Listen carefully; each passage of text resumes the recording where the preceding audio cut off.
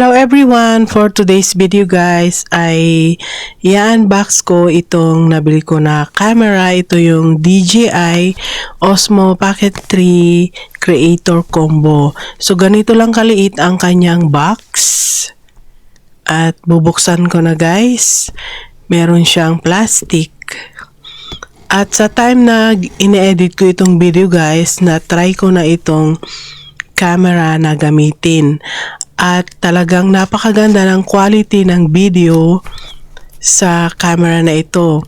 So sa mga nagpaplano na bumili nitong camera, gusto ko lang ipakita sa inyo guys kung ano yung linalaman ng kanyang box, itong Creator Combo.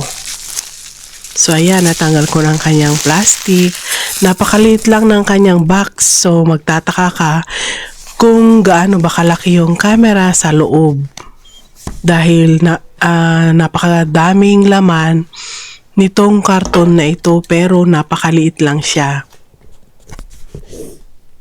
At ayan, meron pa siyang isang seal na hindi ko matanggal-tanggal gamit itong aking nails, kaya kailangan kong gamitin uli itong blade para mabuksan ko siya.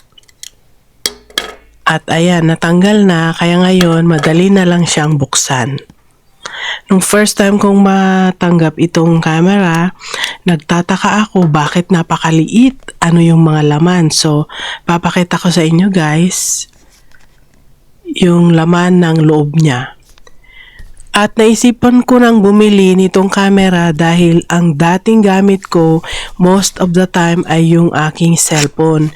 Meron akong Sony ZB-1 pero madalas na nagkakaproblema ako sa pag-connect ko sa microphone, kaya hindi ko natutuloy na gawin yung aking video at palagi akong na-end up na gamitin yung aking cellphone.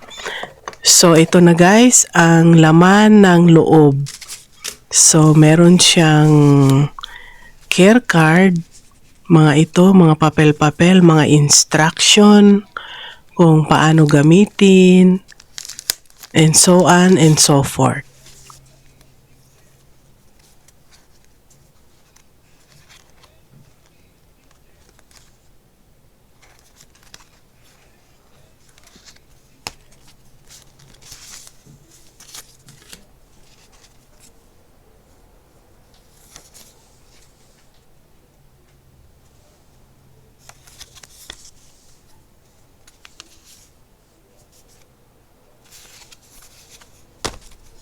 At ito na yung pinaka-excited guys, yung pagbukas nitong kanyang pouch.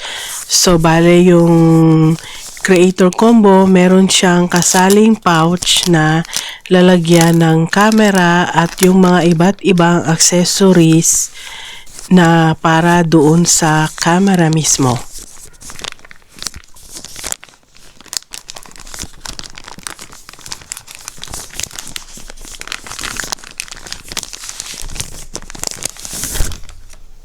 At ito na yung actual pouch niya.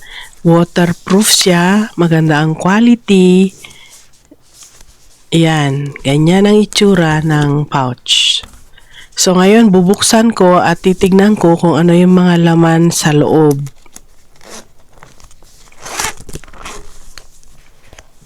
At ayan, napakarami niyang laman na pwedeng ilagay dito sa sa pouch niya. So, ito yung mga batteries, yung lahat ng mga accessories na kasali doon sa isang box na kasama nitong Creator Combo.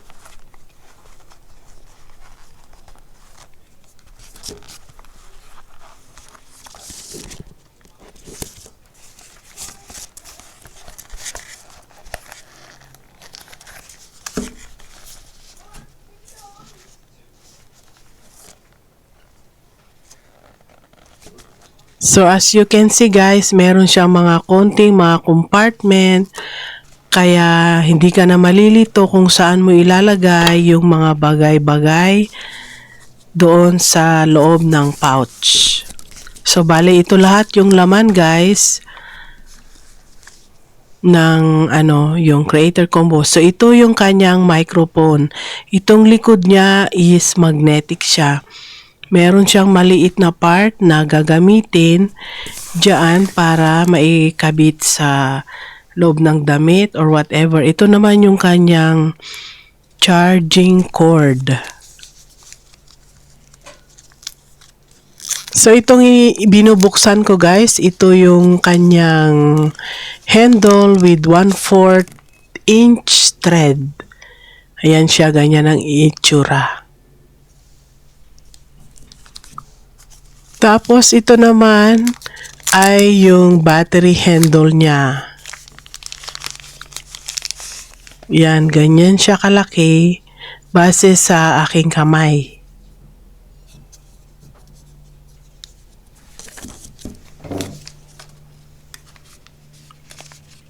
At ito naman yung kanyang wrist strap na i-connect doon sa camera.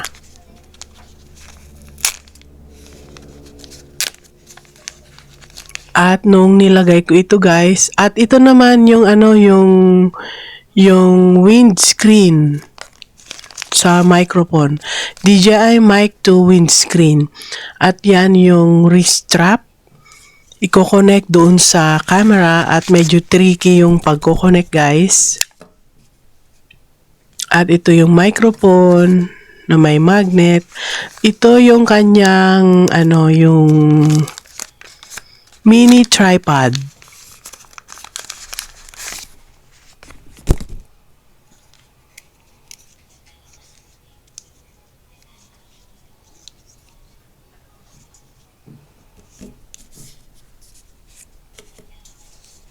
At itong maliit na ito yung magnet clip para doon sa microphone kapag gusto mong ikabit sa yung damit or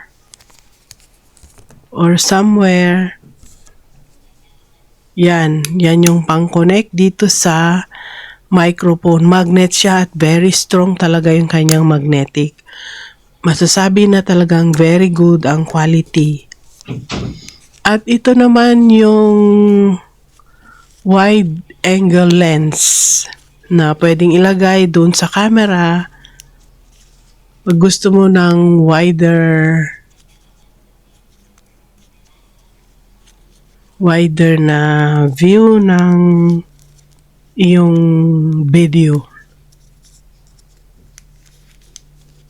Yan, medyo mahirap siyang buksan guys dahil napakaliit at itong seal ng kanyang plastic. Yan, ganyan lang siya kaliit. Yan, yung wide angle lens. At ito na mismo guys yung camera. Yan, ganyan ang kanyang itsura. Maliit lang siya but medyo heavy kaya masasabi mo na good quality talaga siya. Ganyan ang kanyang itsura. Ganyan lang siya kaliit. Kaya maganda itong pang-vlog pag sa labas ka, sa car, or sa restaurant dahil hindi siya bulky. Pwede lang siyang ilagay sa yung bag. Ayan, tatry ko siyang buksan kung ano ang kanyang itsura. Ayan. So, sa unang gamit, kailangan i-connect siya doon sa cellphone. Meron siyang app na DJI Mini yata yun. No, hindi siya Mini. Nakalimutan ko. Sorry guys. Ayan, ganyan ang kanyang itsura.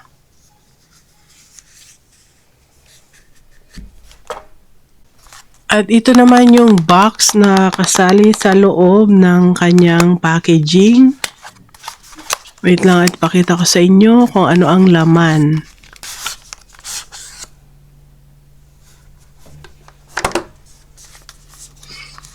Ayan, ito guys ay yung kanyang yung protective cover. Para doon sa camera, para hindi pag nilagay mo sa yung bag yung camera, hindi siya magasgas or magalaw yung kanyang gimbal. Yan, ilalagay mo siya dyan. Pero pwede ring ilagay yung wide angle lens dyan. Magnet siya, kaya mabilis lang siya ilagay sa loob. And then, pwede ring ilagay yung magnet. At yung top niya, pwede siyang mic holder pag yung nagba-vlog ka or something. Pwede mo siyang i-clip doon sa top. Kaya lang hindi ko na naipakita dito guys. Pero yan, ganyan. Ano siya, hard shell naman siya. Kaya very good protective para sa camera. At ito ang kanyang charging cord. Yung USB-C port.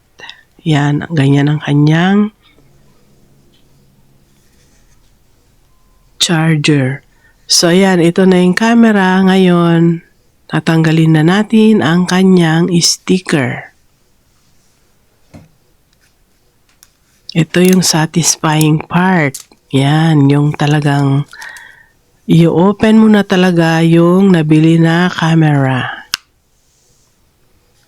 At ayan, ganyan lang siya kabilis guys. Yan. So, isi-set ko na connected to my cellphone. Meron naman siyang instruction guys kung paano mo siya i-connect, na kailangan mong i-download yung app para dito. Kaya meron siyang QR code. So yan yung QR code na gagamitin mo para ma-download mo yung kanyang app. So ayan lang for today's video guys. Thank you so much for watching and I will see you again on my next one. Thank you so much. Bye!